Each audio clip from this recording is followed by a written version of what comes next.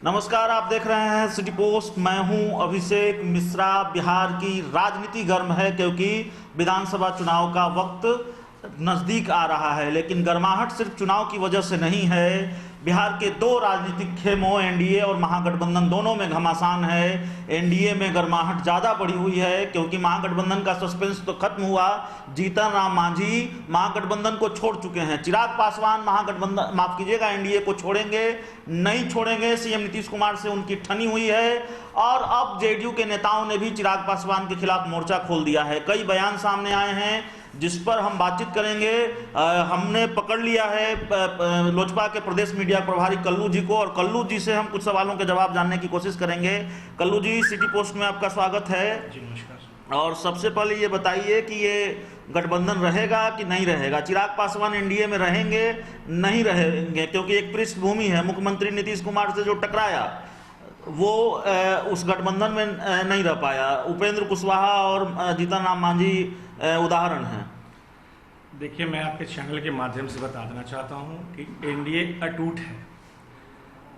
आदरणीय राष्ट्रीय अध्यक्ष चिराग पासवान जी बिहार की जनता की अगर समस्या को मुख्यमंत्री और राज्य सरकार के सामने अगर अवगत कराते हैं तो इसमें परेशानियां किस बात की? बिहार की जनता ने हमें मत देने का जो कार्य किया था कि आगे ये नेताओं के द्वारा हमारे लिए बिहार में विकास का कार्य किया जाएगा। हमारे नेता आदरणीय चिराग पासवान जी कोरोना टेस्टिंग की जब बात कहते हैं तो उन्हें बागी कही जाती है। हमारे नेता जब शिक्षक की बात करते हैं, नियोजित शिक्षक की, तो उन्हें दलाल कहा जाता है।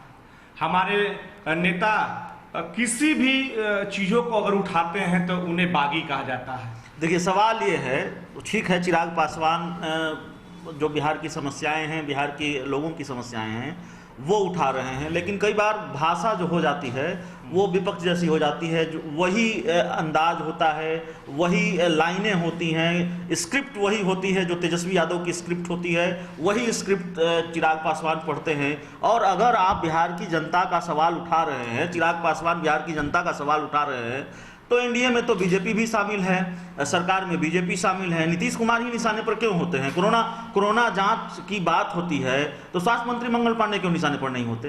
नहीं, देखिए, मंगल पांडे जी का जो कार्य है स्वास्थ्य विभाग का, वे अपने कार्य पे बिल्कुल अच्छे तरीके से खड़े हैं। जिस तरीके से देश के प्रधानमंत्री जी आदरणीय श्री नरेंद्र मोदी जी अपने ट्वीट में टेस्टिंग की बढ़ाने की जब बात बिहार सरकार को जब कहते हैं तो उसी टेस्टिंग का जो रीट्वीट होता है हमारे आदरणीय चिराग पासवान जी कर रहे हैं। तो कहीं ना कहीं हम लोगों का जो कोऑर्डिनेट है, कोरोना को लेकर हो या बाढ़ को लेकर हो, कहीं से किसी तरीके का इसमें कोई दो फाट नहीं है। बहरहाल बिहार सरकार के मुख्यमंत्री आदरणीय नीतीश कुमार जी की और बिहार सरकार की ये जवाबदेही है कि इस पे अच्छे से वो कार्य करें। देखिए कल्लू जी, जब चिराग पासवान शुरुआती दौर में, उसको हमला कह लें या फिर सवाल उठाना कह लें, सवाल उठा रहे थे तो जेडीयू के अंदर खाने बहुत दिनों तक खामोशी रही। ठीक है, फिर कोरोना संकट भीषण हुआ, दोनों खेमों में खामोशी रही। फिर बयान सामने आने लगे, आपकी पार्टी का ट्वीट सामने आने लगा और लगातार सामने आने लगा। जब जहां पुल की बात हो या फिर किसी भी कोई भी मामला हो, हमले का एक भी मौका आप लोगों ने छोड़ा नहीं नीतीश कुमार पर या जेडीयू पर। तो स्थिति ये हो गई कि नीतीश कुमार ने अपने करीबियों की फौज उतार दी चिराग पासवान के खिलाफ। जेडीयू के सांसद ललन सिंह, उन्होंने कालिदास कह दिया और कहा कि जिस डाल पर बैठे हैं उसी डाल को काट रहे हैं। जेडीयू के बड़े नेता हैं, कद्दावर मंत्री हैं नीरज कुमार, उन्होंने कह दिया कि भाई प्रधानमंत्री का भाषण ठीक से सुन ले चिराग पासवान। राजीव रंजन प्रसाद जेडीयू के प्रवक्ता हैं, उनका बयान सामने आया। तो जेडीयू ने चिराग पासवान के खिलाफ पूरी तरह से मोर्चा खोल दिया है। सवाल है कि सियासत में इस तरह के संयोग होते नहीं, और जो मेरी समझ है, सियासत राजनीति में ऐसी दोस्ती चलती भी नहीं है। हमने 2017 में महागठबंधन से सीएम नीतीश कुमार को अलग होते देखा है, और सब ऐसा ही कुछ हो रहा था। सीएम नीतीश कुमार को पंखे की एसी की हवा सर पर लग रही थी तो वो आरजेडी के मंत्री के बगल में बैठना पसंद नहीं करते थे, सांसद ललन सिंह को बगल में बिठाते थे, कई बहाने होते थे, कई घटनाक्रम होता था। उसी तरह का इन दिनों भी नज़र आ रहा है। ईमानदारी से जवाब दीजिएगा, जेडीयू से कोई सियासी रिश्ता बचा रह गया है एलजेपी का? देखिए, मैंने आपको पहले ही बता दिया है कि हमारा एनडीए गठबंधन अटूट है, कहीं से किसी तरीके का कोई दरार नहीं है।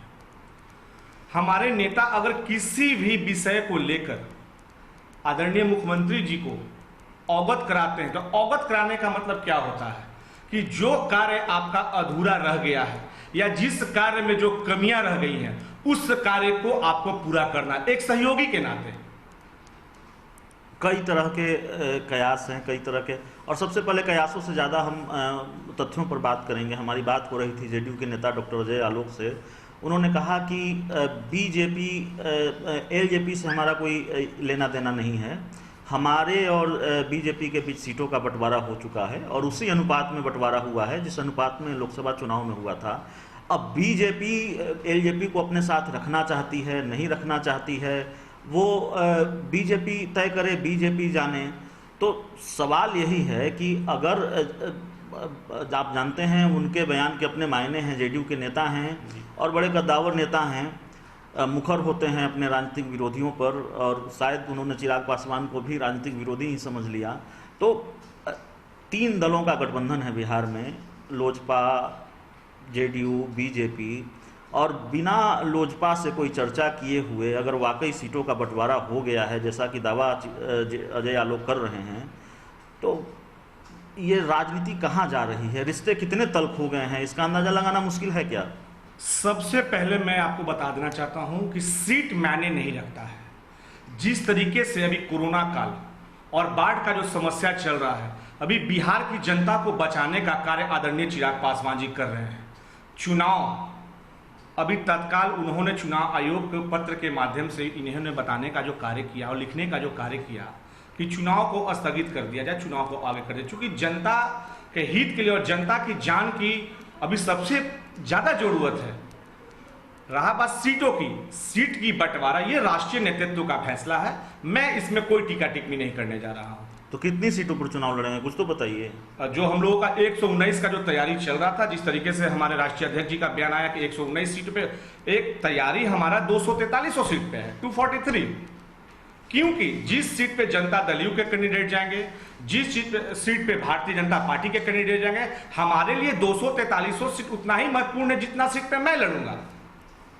बहरहाल 119 सीटों पे हमारी तैयारी चल चुकी है, और जहां पे जनता दल यू और भारतीय जनता पार्टी के सिटिंग सीट नहीं है, वहां पे लोक जनशक्ति पार्टी की मजबूती से तैयारी है। तो कितनी सीटें हैं जहां 119 सीट? मैंने तो बताया ना, 119 सीटों पर लोक जनशक्ति पार्टी चुनाव लड़ना चाहती है। जी, लड़ना चाहती है। जहां पे भारतीय जनता पार्टी और जनता दल यू के विधायक सिटिंग नहीं है, वहां पर 100, मतलब इसका मतलब यह निकालें कि लोक जनशक्ति पार्टी 119 सीटों पर विधानसभा का चुनाव लड़ना चाहती है। जी। आपको लगता है यह संभव होगा एनडीए में रहते हुए? बिल्कुल।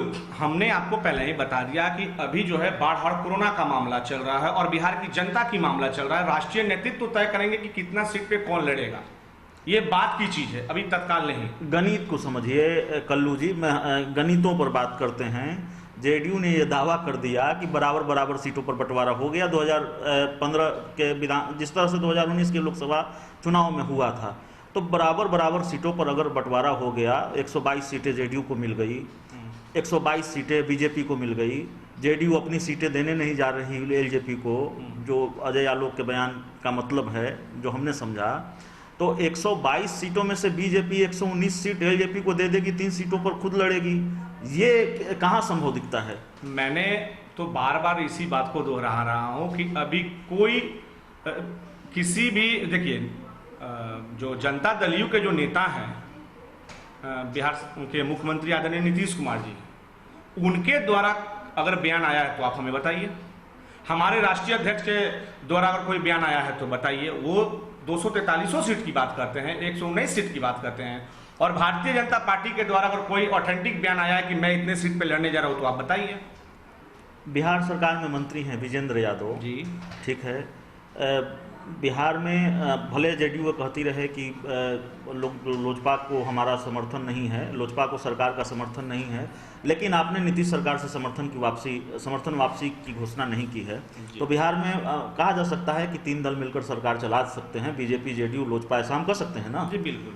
तो जिस दल के समर्थन से बिहार में सरकार चल रही है, उसी सरकार का एक मंत्री अपने सहयोगी दल के सुप्रीमो को बच्चा बताता है, कल का पैदा हुआ बताता है, और ये कहते हैं विजेंद्र यादव कि गठबंधन में हैं भी नहीं, हमको नहीं पता। इतनी तल्खी है तो बहुत कन्फ्यूजन है। कैसे एनडीए को कैसे नहीं माना जाए कि एनडीए टूट की ओर बढ़ रहा है? राजनीति में और क्रिकेट के मैदान में न कोई छोटा होता है न कोई बड़ा होता है। मैं आपको बता देना चाहता हूँ, क्रिकेट के मैदान में आपको पता होगा कि 11 प्लेयर भी जो रहता है 10वां और 11वां का, वो भी कभी कभी मैच को जो है अंतिम बॉल पे मार के जिता देता है। तो लोग सोचता है कि भाई कैसे ये मार के एक बॉल पे छक्का मार के और जिता दिया। तो राजनीति जो है उसमें कोई बच्चा नहीं होता है। किस हैसियत से आप बच्चा हमारे नेताओं को बोलते हैं? हमारे नेता ने 2 बार लोकसभा चुनाव जीतने का जो कार्य किया है, जनता का जो उन्हें आशीर्वाद मिला है, एक पार्टी का नेतृत्व कर रहे हैं।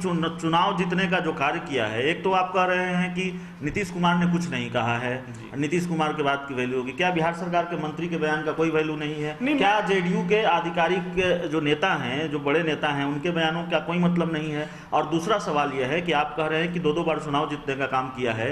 जेडीयू ये दावा करती रही है कि नीतीश कुमार के नाम पर चिराग पासवान 2 बार सांसद बने हैं। तो 2 बार सांसद बने, क्या उनका अपना किया हुआ कार्य नहीं है? देश के प्रधानमंत्री जी का किया हुआ कार्य नहीं है? मैं आपसे पूछना चाहता हूं। आरजेडी डिप्टी सीएम पद का ऑफर दे रही है, डिप्टी सीएम पद का ऑफर मंजूर है। मैं आपको ये बता देना चाहता हूं खुली रूप से कि हमारे लिए और हमारे नेता आदरणीय चिराग पासवान जी के लिए बिहार की जनता पहला प्राथमिकता है। उनकी जान माल की क्षति नहीं हो, उसकी चिंता है। कोरोना काल से जिस तरीके से, बाढ़ से जिस तरीके से हमारा जनता त्राहिमाम कर रहा है, मेरे लिए कोई अभी चुनाव मायने नहीं रखता है, मेरे लिए कोई सीट अभी मायने रखता है। मेरे लिए सिर्फ और सिर्फ अभी जनता ही जो है हमारे लिए मेन प्राथमिकता है। और जब तक जनता की जीत नहीं होगी, जब तक हमारी और हमारे नेता की जीत नहीं होगी। तो चुनाव तो लड़ेंगे ना आप? चुनाव आयोग ने संकेत दे दिया कि चुनाव तय समय पर होंगे, तो जाहिर है वक्त बहुत कम है। तो आप कैसे ये कह रहे हैं कि हमारे लिए चुनाव मायने नहीं रखता? अब क्या विधानसभा चुनाव नहीं लड़ेंगे? लोजपा नहीं लड़ेगी? लोक जनशक्ति पार्टी चुनाव लड़ेगी, लेकिन ऑथेंटिक अभी तक बयान चुनाव आयोग का नहीं आया है कि चुनाव कब होगा। जब चुनाव आयोग का जब बयान आ जाएगा तब देखा जाएगा। मुख्य चुनाव आयुक्त है सुनील अरोड़ा, जो मेरी समझ है, मेरी जानकारी है, उन्होंने ये संकेत बहुत क्लियर दिया है कि चुनाव तय समय पर ही होंगे। तो बिहार में अगर तय समय पर चुनाव होने हैं तो जाहिर है नवंबर में चुनाव होने हैं। अगस्त का महीना चल रहा है, सितंबर, अक्टूबर और नवंबर, 3 महीना राजनीति और चुनाव के लिहाज से बहुत कम वक्त होता है। आप बेहतर जानते हैं सियासत को। इतने कम वक्त में चुनाव की तैयारी करनी है। आप कह रहे हैं कि नहीं, मेरे लिए कोरोना और बाढ़ मायने रखता है, चुनाव मायने नहीं रखता। चुनाव नहीं लड़ना है क्या? नहीं, चुनाव लड़ना है, बिल्कुल लड़ना है। और जिस तरीके से पहले हमने आपको बार बार ये बता रहा हूँ कि पहले हमारे बिहार की जनता, जब बिहार की जनता सुरक्षित नहीं रहेगा तो वोट हमें आके कौन देगा? क्या दूसरे स्टेट से लोग आके देंगे क्या आपको वोट? बिहार की जनता जिनके द्वारा आज मुझे चुना गया है, उन्हें ही दोबारा चुनना है। अच्छा, एक चिराग पासवान और नीतीश कुमार के बीच आखिरी सवाल है हमारा। बिल्कुल। चिराग पासवान और नीतीश कुमार के बीच जो टकराव चल रहा है, और टकराव चल रहा है, इससे आप इनकार नहीं कर सकते, बहुत भीषण टकराव है जी, ठीक है। तो एक खबर यह भी आती है, कयास लगते हैं, अटकलें लगाई जाती है। हमारा एक अनुशासन है कि कयासों और अटकलों पर हम बात नहीं कर सकते, लेकिन चूंकि आज आप सामने हैं तो आप ही से पूछ लेते हैं। यह कहा जाता है कि बीजेपी की सह पर चिराग पासवान बोल रहे हैं, या फिर नीतीश कुमार के लिए बड़ी मुश्किल बने हुए हैं? नहीं, भारतीय जनता पार्टी के द्वारा कोई ऐसा जो बात जिसके द्वारा ये कहा जा रहा है कि उनको सिखा रहे हैं, नहीं, ऐसा कोई बात नहीं है। मैं आपको स्पष्ट कर देना चाहता हूँ कि बिहार की जनता का जो समस्या है, जो बिहार सरकार के द्वारा किया हुआ अधूरा काम है, उसको हमारे नेता रख रहे हैं। और जनता दल यू के द्वारा जिस तरीके से टेस्टिंग के मामले पे कालिदास कहा जाता है, नियोजित शिक्षकों के मामला पे जिस तरीके से बागी कहा जाता है। अगर बिहार की जनता के लिए मुझे अगर बागी बनने का जरूरत है तो मैं बागी बनने को तैयार हूं। पहले मेरे लिए बिहार की जनता जरूरी है, ना कि चुनाव और ना कि जनता दल यू, ना कि कोई दल जरूरी है। क्या आप ये मानते हैं कि तेजस्वी यादव सीएम कैंडिडेट हो सकते हैं बिहार में? बिहार की जनता को तय करना कि सीएम कौन होगा और डिप्टी सीएम कौन होगा, ये तय करने वाले हम नहीं होते हैं। हम तो बोल देंगे आपके चैनल के माध्यम से मैं भी सीएम बनने का ख्वाहिश रखता हूं, तो क्या मैंने बोलने से मैं बन जाऊंगा? मुझे सीएम और मुझे सीएम के कुर्सी पे बैठाने वाले बिहार की जनता है, वो तय करेगी कि आपको सीएम बनना है या नहीं बनना है। तो आपको लगता है कि तेजस्वी चिराग पासवान के साथ बिहार की जनता का इतना सपोर्ट है? आप कह रहे हैं कि 2 बार चुनाव जीते हैं और लगातार बिहारी फर्स्ट यात्रा कर रहे हैं। आपको लगता है कि बिहार की जनता का इतना सपोर्ट है कि भविष्य में ही सही चिराग पासवान सीएम बन सकते हैं? बिल्कुल। कौन ऐसा व्यक्ति होता है जिसको ये नहीं सोच होता है कि हम आगे की ओर बढ़े? जरूर। तो हमारे साथ बात कर रहे थे लोक जनशक्ति पार्टी के प्रदेश मीडिया प्रभारी कल्लू जी, और इनसे हमने तमाम सवालों के जवाब जानने की कोशिश की। इंटरव्यू अच्छा लगे इसे अपने दोस्तों के साथ खूब से खूब शेयर करें, हमारे यूट्यूब चैनल को सब्सक्राइब करें, बेल आइकन जरूर दबा दें ताकि हमारी खबरें सबसे पहले आप तक पहुंचे। प्यार, समर्थन और सहयोग के लिए बहुत बहुत धन्यवाद।